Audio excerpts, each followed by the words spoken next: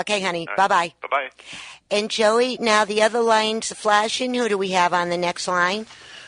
Let's see. I have Jeff from San Bernardino Golf Club on line 12. Hi, Jeff. How you doing? Hi, Bev. Top of the day to you. Oh, thank you, my dear. And how you doing? Okay? Yeah, never better, thanks. Well, good. And I'm so glad we had this chance, the way the weeks have been going and scheduling and stuff. So I'm really honored that you had the time to talk to us today. Well, it's a treat. Thank you. Now, Jeff, let's talk about the fantastic golf course that you have, which is the San Bernardino Golf Club, and the golfer-friendliest course around. And I will let you start it from there.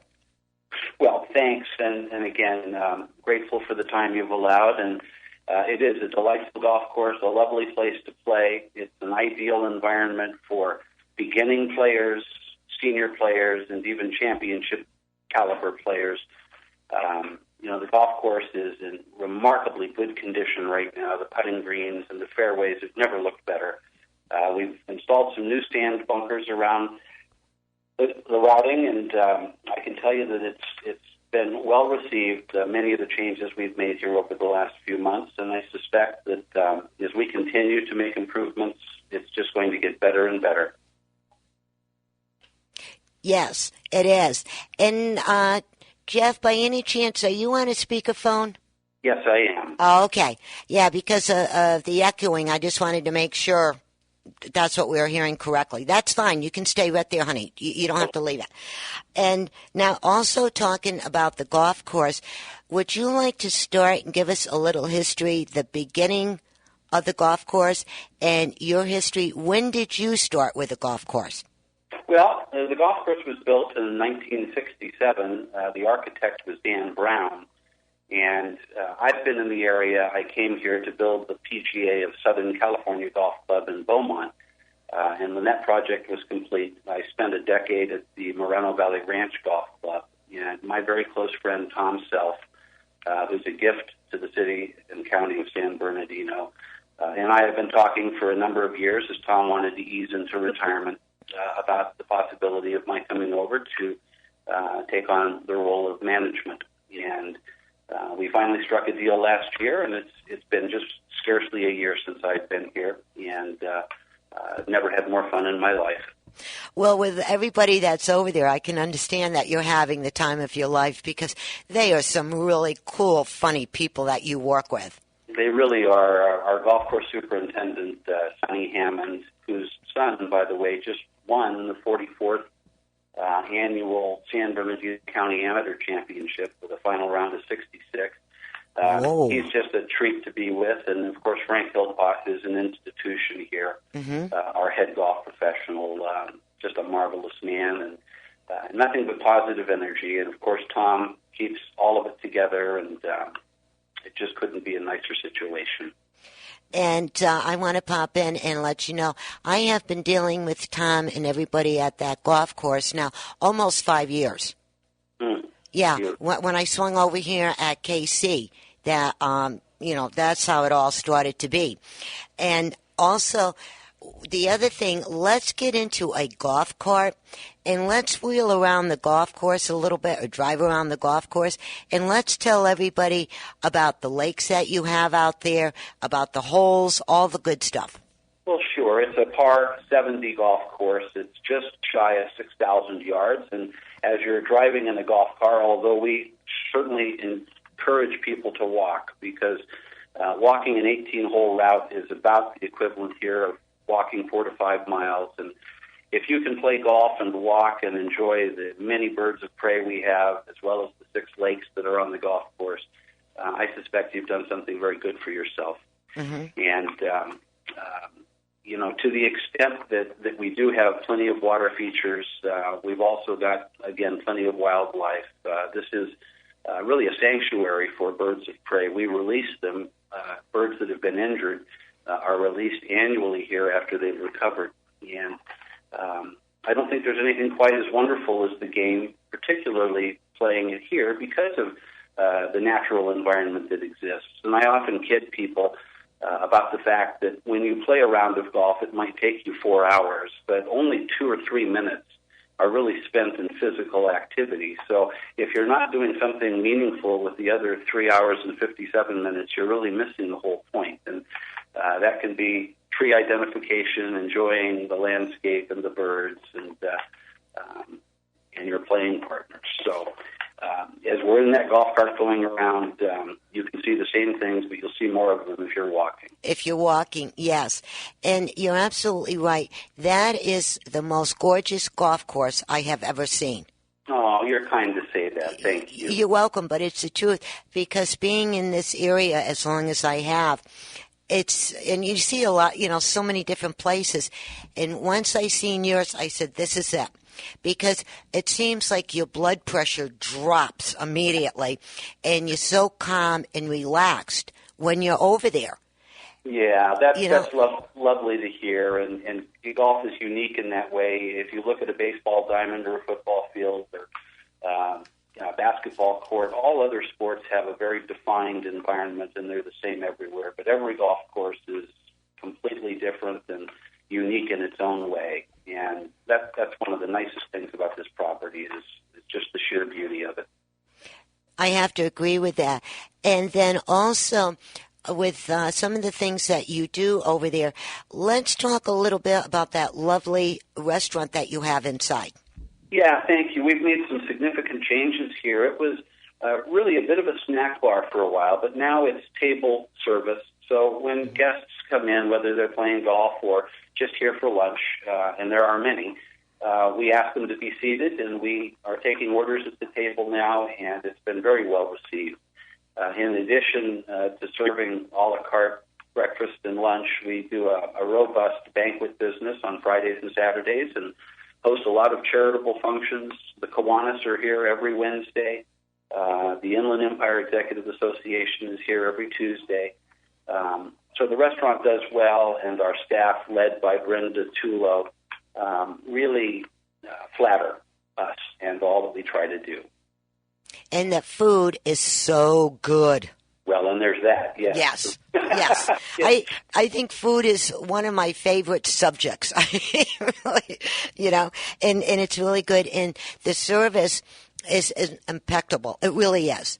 It's it's so nice to be over there. Now, talking about that too.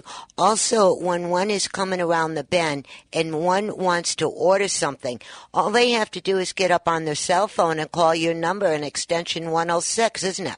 Well, that's exactly right, and thank you for knowing that. We're happy to prepare meals so that people making the turn may have what they want when they want it. And that's a real nice feature to our environment here, and it's well received also. And then let's jump from the food, and let's jump into, hang on for a minute. Excuse me, I had to sneeze, and I didn't want to sneeze in the microphone. Bless you. Thank you. And then the pro shop that you have. Yeah, it's a lovely golf shop, and we've made some changes there as well, bringing in a lot of new inventory, have done some rearrangement with our fixtures and created more of an open space environment. And with Frank Hillpot's direction and our wonderful staff, we really insist that everyone leave here happier than when they first arrived. And the golf shop is key to making that happen. So thanks for acknowledging that. Some beautiful merchandise, beautifully priced, and really wonderful people to serve you. And that's so true. And talking about this, I don't know if you heard the joke or not. It's really a true story, but it's a joke at the same time, if that makes any sense. Now, all the golf balls are usually white. And then when they started turning colors, do you really know how that happened?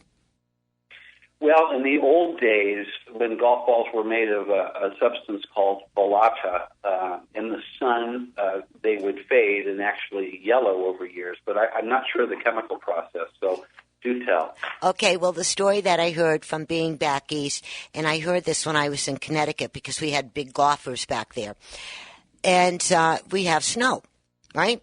It's part of being back home. Well, some of the guys that worked for the paving company wanted to keep on playing golf, but they couldn't find the balls because they were white and the snow was white. One of the guys turned around and got all these golf balls, and he started spraying them different colors. He sprayed them blue, he sprayed them green, he sprayed them orange, let them dry, and that's how the guy started playing golf in the winter with these colored golf balls. Yes. I thought you were speaking of Asian golf balls, but no, you're right. There was a big craze back in the 70s and 80s for bright orange and lime green golf balls. And it started, you're right, because of the frigid temperatures. White didn't get found very easily on white. Yeah, and it was kind of hard. And somewhere I have to go through my treasures that I saved through all these centuries. I got to see if I still have that blue golf ball. I remember my cousin Junior gave it to me 1,000 years ago, so I got to see if I still have that thing. And also, talking about all of this, are there any big events coming up for your golf course in the future? Well, we've got tournaments almost on a daily basis. A large shotgun event tomorrow benefiting a local charity at 7:30 in the morning. We just completed the San Bernardino County Amateur, which I've mentioned. Coming up here later this summer will be the Inland Empire Senior Championship. So there's always something happening here, and something that should be of interest to the fine golfers and people of the city and county of San Bernardino. I'm glad to hear that. And do you have a couple more seconds? You bet. Okay. The other thing I wanted to ask you, if one needed lessons, do you still give the lessons to somebody to get them started? Yeah, absolutely. We've got a host of activities for beginning players. Our annual junior program will begin here in a couple of weeks, and private instruction in groups or individually are conducted by Frank Hillpot, a fine teacher and a fine player. And what makes Frank so special is he's just got the patience and the communication skills that people new to the game really latch on to, because it's important that you not feel intimidated. It's sometimes a little nerve-wracking to take a golf lesson, but Frank makes it just a delightful experience. I'm glad to hear that.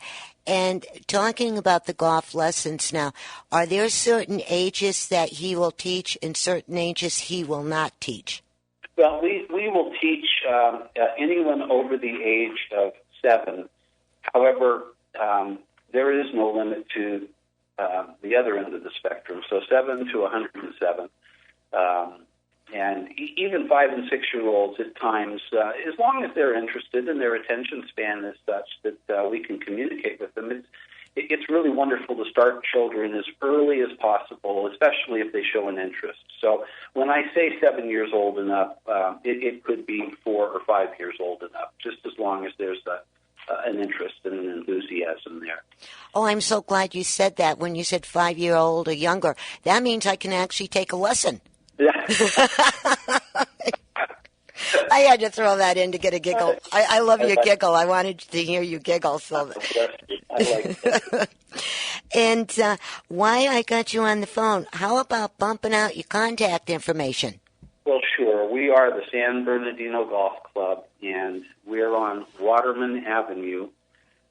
Everyone, I think, knows exactly where we are, but our telephone number is 909 885-2414, 885-2414, and would be happy to help with golf instruction, with banquets and catering, with tea times and tournaments, raising money for charities, whatever anyone might want. I'm certain we can accomplish it on their behalf. And if somebody wants to go to the computer to the www, the correct address is 1494 South Waterman Avenue here in San Bernardino, and the zip is 92408. And so, if, like you said, I think everybody knows where it is, but